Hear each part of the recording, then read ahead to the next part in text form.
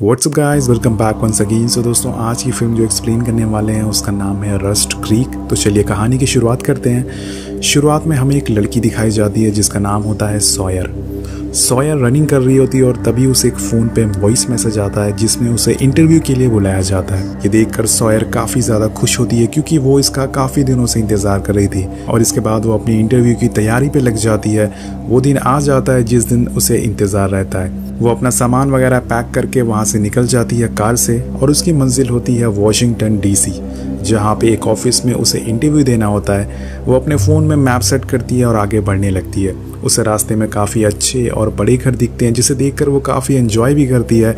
और अब उसे एक हाईवे पकड़ना है, लेकिन वो हाईवे थोड़ा सुनसान इलाके से होके गुजरता है। जब वो आगे बढ़ती है तो वहाँ डेड एंड होता है और अब दूसरा रास्ता चुनने के बाद भी ये रास्ता भी गलत होता है। इसलिए वो फैसला करती है कि अब वो पेपर मैप से देख के आगे बढ़ेगी। वो गाड़ी से उतरकर मैप को देखने लगती है, लेकिन तभी वहाँ पर एक कार आती है जिसमें दो लोग होते हैं जिनके नाम होते हैं हॉलिस्टर और बक। वो दोनों भाई होते हैं। वो दोनों कार से बाहर आते हैं और सॉयर से बोलते हैं कि क्या तुम किसी परेशानी में हो।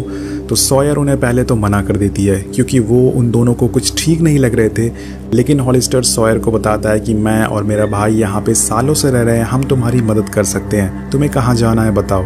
वो बोलती है कि मुझे वॉशिंगटन डीसी जाना है और इसके बाद हॉलिस्टर मैप देखने लगता है, लेकिन थोड़ी देर बाद वो थोड़ी बदतमीज़ी करने लगता है और फिर वो सॉयर के करीब आने लगता है। उसे पकड़ लेता है और ये देखकर सॉयर काफ़ी गुस्से में आ जाती है, उसे लात से मारती है और तभी पीछे से बग भी आ जाता है और सॉयर को पकड़ लेता है। सॉयर अपने पास एक चाकू रखा करती थी जिससे निकाल कर वो बग को मार देती है और वहाँ से उन्हें चकमा दे के पैदल भागने लगती है। ये दोनों उसका काफ़ी दूर तक पीछा करते हैं, लेकिन उन्हें सॉयर नहीं मिलती। अब हम देखते हैं कि सॉयर जंगल में खो गई है और ना उसके पास उसका मोबाइल है और ना वहाँ पे आसपास कोई है जिससे कि वो मदद मांग सके। और यहाँ पर सॉयर के पैर में काफ़ी चोट भी लग चुकी है जिससे वो चल नहीं पा रही है। वो एक नदी के किनारे जाकर रुक जाती है और अब जंगल में रात हो चुकी है, उसके आगे बढ़ने की हिम्मत नहीं होती है। यहाँ दूसरी तरफ पुलिस स्टेशन में एक औरत का फ़ोन आता है जिसका नाम होता है फिलिपी। वो बताती है कि यहाँ मेरे घर के बाहर एक कार खड़ी है कंट्री रोड पर और इसके अंदर कोई नहीं है, क्या तुम उसे आकर चेक कर सकते हो। वो ऑफिसर वहाँ तुरंत ही पहुँचता है और ये कार सॉयर की होती है जो वो छोड़कर यहाँ से भाग गई थी। वो ऑफिसर कार की तलाशी लेता है, लेकिन उसे वहाँ कुछ नहीं मिलता है। जब वो बाहर आता है तो उसे रोड पे एक निशान मिलता है। वो निशान देखने में ऐसा लग रहा था कि जैसे किसी को यहाँ से घसीटा गया हो। अब ऑफिसर उस निशान को देख के चारों तरफ देखने लग जाता है और वहीं दूसरी तरफ सॉयर सो के उठ जाती है। उसके पैर में चोट लगी है और वो अभी बहुत ही ज़्यादा बढ़ गई है। उसे बहुत ज़्यादा दर्द हो रहा है जिससे कि वो बिल्कुल भी चल नहीं पा रही है। बहुत मुश्किलों से वो वहाँ लगे हुए पेड़ों को पकड़ के आगे बढ़ने की कोशिश करती है। वहाँ से एक ऊंचे पत्थर की तरफ उसे दिखता है जिसे वो पार करने के लिए आगे बढ़ती है, लेकिन वो चोट के कारण वहीं गिर जाती है। इसके बाद हम देखते हैं कि वो ऑफिसर उस रोड के आसपास के घर वालों से पूछताछ करता है और उन्हीं में से एक घर हॉलिस्टर के भाई का होता है। वो उसके घर पे जाता है और उसे बोलता है कि हमें एक कॉल आई थी यहाँ पे अनजान गाड़ी खड़ी रहने की, क्या तुम्हें पता है ये गाड़ी कहाँ से आई है। हॉलिस्टर उसे साफ साफ मना कर देता है कि मुझे इस बारे में कुछ नहीं पता। ऑफिसर बोलता है कि अगर तुम्हें कुछ पता चले तो हमें कॉल करके बता देना, वरना तुम्हारी खैर नहीं है। ये सुन के हॉलिस्टर थोड़ा सा हंसता है और तभी वहाँ बग भी आ जाता है। वो पुलिस को देखता है तो थोड़ा सा घबरा जाता है, लेकिन हॉलिस्टर सब कुछ यहाँ पर संभाल लेता है। थोड़ी पूछताछ करने के बाद वो ऑफिसर वहाँ से चला जाता है और हम देखते हैं कि सॉयर अभी भी उसी जंगल में फंसी हुई है। वो भूख के मारे बेहाल हो रही है और दूसरी तरफ उसके पैर में चोट लगी है और बढ़ती जा रही है। उसके आगे बढ़ने की बिल्कुल भी हिम्मत नहीं हो रही है और वो एक पत्थर के साइड के ऊपर सहारा लेके चलती है, लेकिन तभी वो देखती है कि ऊपर से एक कार नीचे गिरने वाली है। वो तेज़ी से वहाँ से हट जाती है और जब वो कार नीचे आती है तो ये कार किसी और की नहीं बल्कि सॉयर की होती है, जिन्हें दोनों भाइयों ने नीचे गिरा दिया था ताकि पुलिस उसे ढूंढ ना पाए। वो इस मुसीबत में पड़ना नहीं चाहते थे। वो दोनों वहाँ से चले जाते हैं और सॉयर अपनी कार में जाके अपना फ़ोन लेती है, लेकिन उसका फ़ोन अब टूट चुका है और ना ही उसमें बैटरी थी। वो काफ़ी कोशिश करती है कि कहीं से नेटवर्क आ जाए, वो अपनी फैमिली को, अपने घर वाले को फ़ोन करके उन्हें इन्फॉर्म कर सके, लेकिन ऐसा नहीं होता है दोस्तों। वहीं हॉलिस्टर को एक कपड़ा मिलता है जो कि सॉयर का होता है। वो समझ जाता है कि सॉयर आसपास है। वो अपने भाई से बोलता है कि हमें उसे ढूंढना होगा और वो दोनों उसे ढूंढने में लग जाते हैं। वहीं सॉयर अपने फ़ोन को लेकर नेटवर्क की खोज में रहती है। वो काफ़ी कोशिश करती है कि कहीं से भी नेटवर्क आ जाए, लेकिन उसकी इतनी अच्छी किस्मत कहाँ है दोस्तों। आखिरकार वो भूख और प्यास की वजह से बेहोश हो जाती है और वो वहीं गिर जाती है। वो गिरते हुए किसी आदमी की परछाई देखती है, लेकिन उसे कुछ पूछने से पहले वो बेहोश हो जाती है।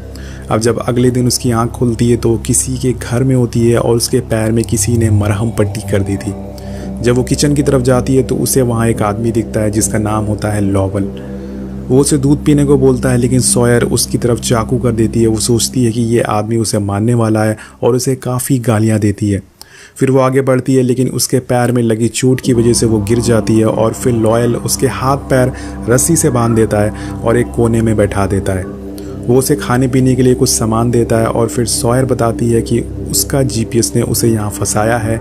उसे 2 आदमी मिले थे जिन्होंने उनकी कार भी तोड़ दी, उसे खाई में गिरा दिया। अब इसके बाद लॉवेल उसका नाम पूछता है तो वो उसे अपना नाम बताती है और बोलती है कि मैं कॉलेज में पढ़ती हूँ, मैं जॉब इंटरव्यू देने के लिए वॉशिंगटन डीसी जा रही थी। और ये सब वो बता रही होती है कि वहाँ एक कार की आवाज़ आती है। ये सुन के सॉयर ज़ोर ज़ोर से मदद के लिए चिल्लाने लगती है, लेकिन लॉवेल उसे डरा के चुप करा देता है।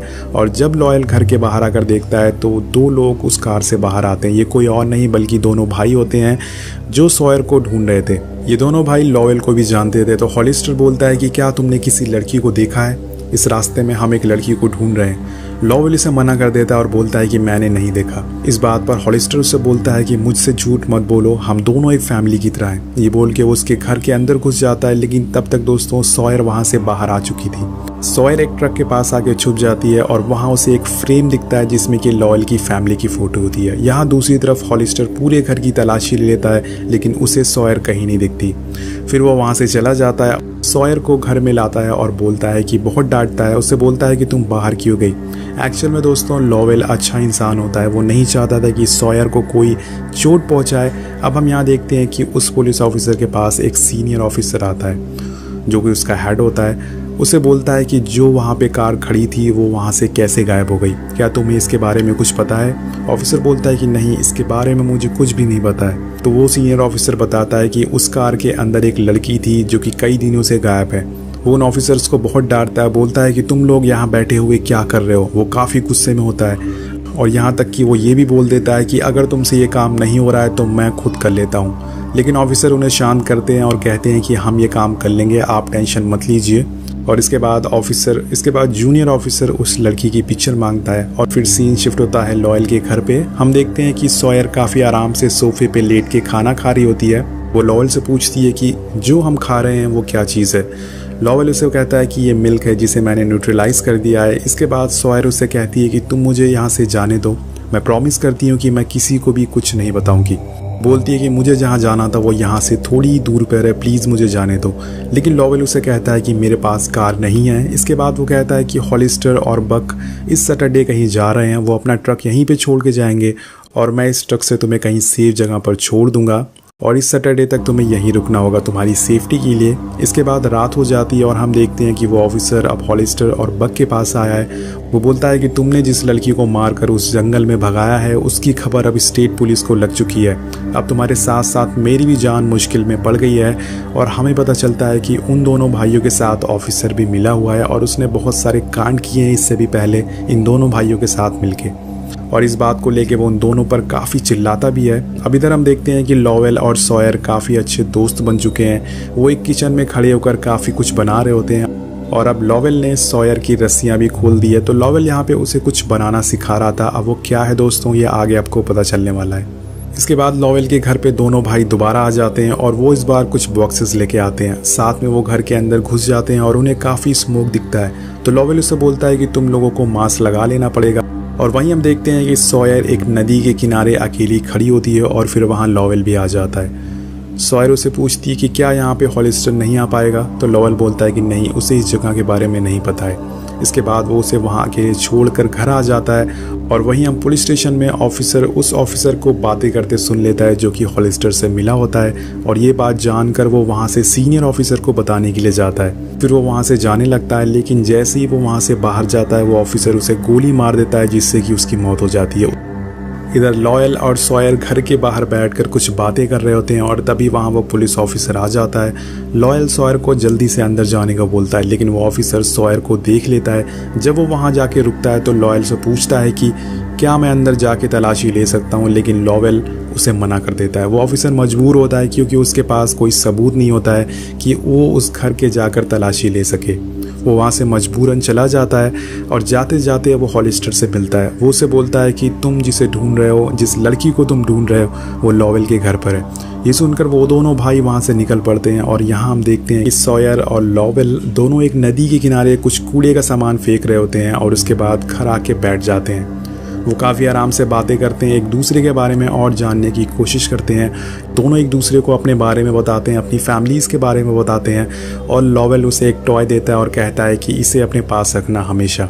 दोस्तों यहाँ पर हॉलिस्टर आ जाता है, लेकिन वो अंदर नहीं घुस पाता। लॉवेल उसे बाहर जाने को बोलता है, लेकिन वो अचानक से अंदर आ जाता है और वो सॉयर को देख लेता है। उसके साथ बग भी यहाँ पर होता है, वो भी सॉयर को देख लेता है। दोनों लॉवेल को बहुत ही बुरा भरा बोलते हैं और कहते हैं कि तुम भरोसे के लायक नहीं हो, तुमने ये बहुत ही गलत काम किया है। लॉवेल उससे कहता है कि मैंने भी तुम्हारी तरह इस लड़की को बंदी बना कर रखा हुआ है, जो मैं कहता हूँ वो यही सब करती है। और ये साबित करने के लिए लॉवेल सॉयर को बोलता है कि जाओ हम लोगों के लिए कॉफ़ी बना कर लाओ।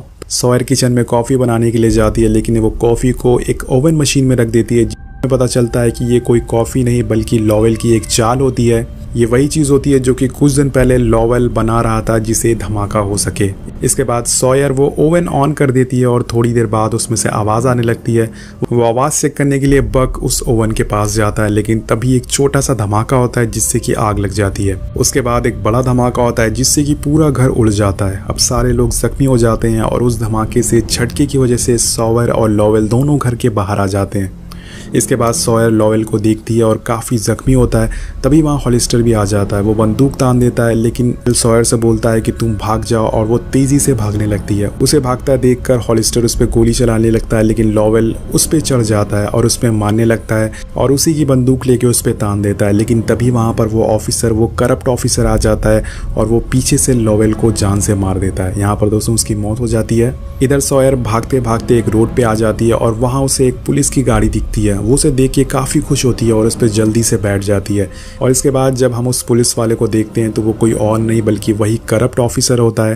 वो सॉयर से पूछता है कि क्या तुमने वो तीसरे आदमी की आवाज़ सुनी थी जो दोनों भाइयों के साथ मिले हुए थे? तो सॉयर उसे बोलती है हाँ मैंने सुनी थी, लेकिन वो बस एक नॉर्मल वॉइस थी। इसके बाद ऑफिसर काफ़ी सवाल पूछने लगता है जिससे कि सॉयर समझ जाती है कि वो आदमी कोई और नहीं बल्कि यही है।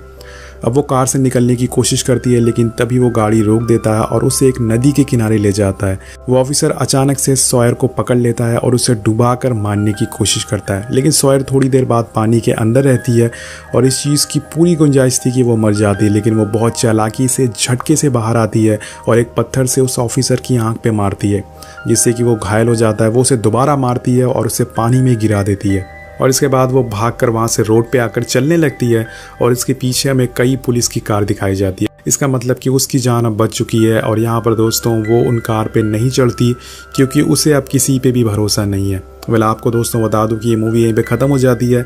इस कहानी से हमें यही सीख मिलती है कि किसी भी अनजान आदमी पे भरोसा नहीं करना चाहिए और उससे बड़ी बात कि कहीं भी अनजान जगह पर जल्दी नहीं जाना चाहिए।